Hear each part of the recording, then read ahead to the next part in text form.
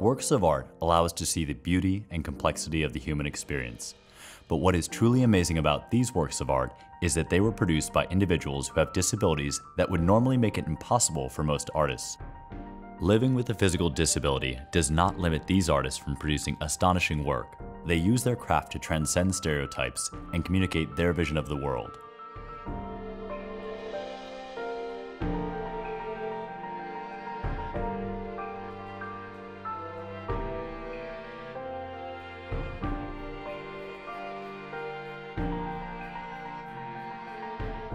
Frank Espinoza is a quadriplegic who paints with his mouth. Having been shot in the neck and head, Frank was rushed to the hospital in order to survive his critical injuries.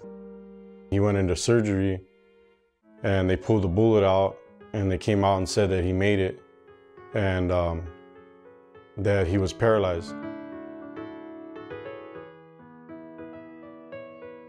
3 years ago, I sent my sketches in and they accepted me to the MFPA.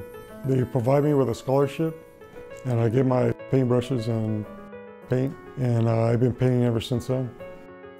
MFPA is a worldwide organization founded in Liechtenstein in 1957. The organization supports mouth and foot painting artists through scholarships. Artists that show proof of talent can become an associate or full member, which means that they will receive a monthly income for life.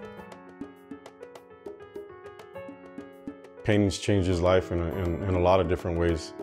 He's more motivated, he has a sense of purpose, he's happier, and I just like to see him, doing something that he likes to do and he enjoys. And I just look forward to seeing, the next painting. Painting was a struggle in the beginning. At times I was very frustrated because I didn't know the first thing about painting. But by being determined and not giving up, little by little I got the hang of it. I was determined to make this dream come true.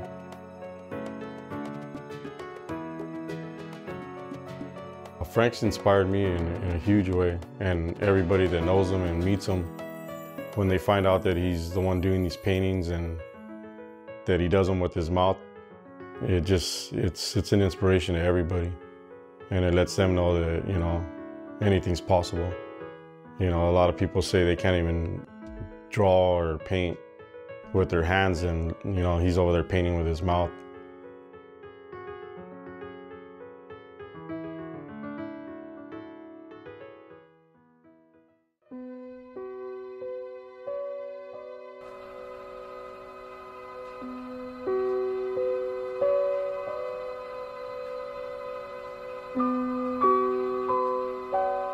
Kurt Weston is a legally blind photographer who had a successful career as a fashion photographer.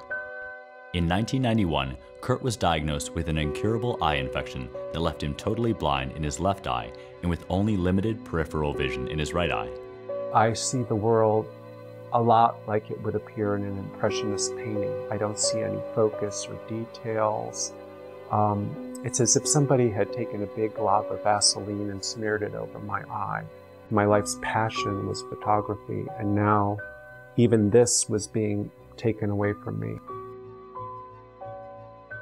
Kurt's passion for photography, however, allowed him to find another way to continue his work. What I wanted to do was to create photographic work that would indicate to the viewer what it is that I'm feeling both psychologically and emotionally regarding my vision loss. My best technique was using a flatbed computer scanner where I could lay obstructions. I use like foaming glass cleaner and pieces of glass and even tinsel onto the bed of the scanner, and then I would place my face onto the scanner and scan the image so that I could show these obstructions.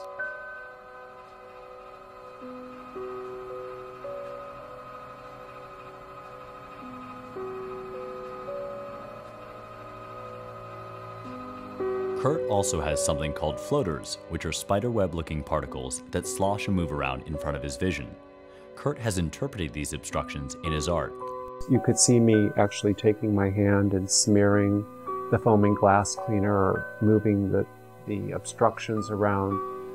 Again, because in my own personal vision situation, I would like to move those or wipe them away, but I can't.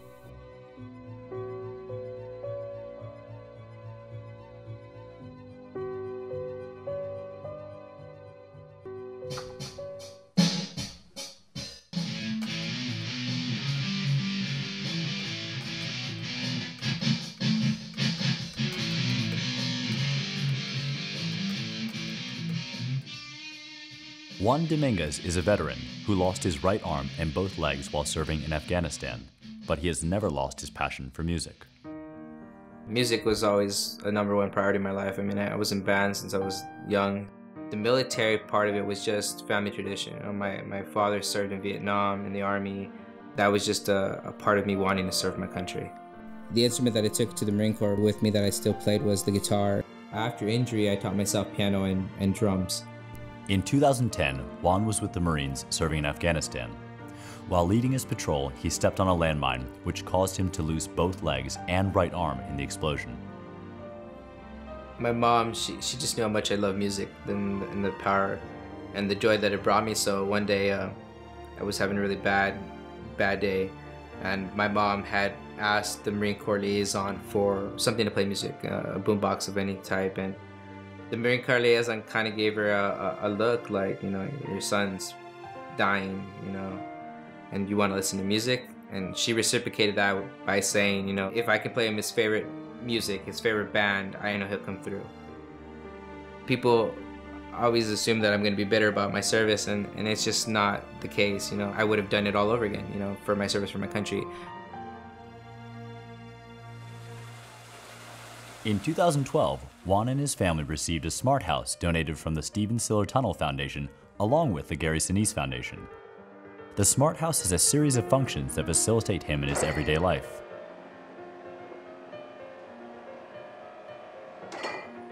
One of Juan's favorite spaces in his house is his music room, where he has multiple instruments. Sometimes, it's necessary for disabled artists to customize their equipment.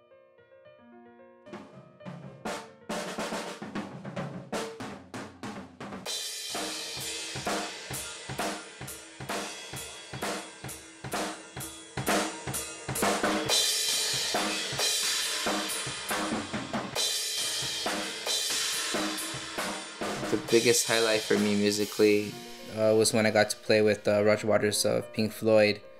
You know, it was amazing because to hear people sing back Rogers and Pink Floyd songs was amazing, and the opportunity to be able to play on a professional level and to be accepted and to really hold up my own was just a great experience.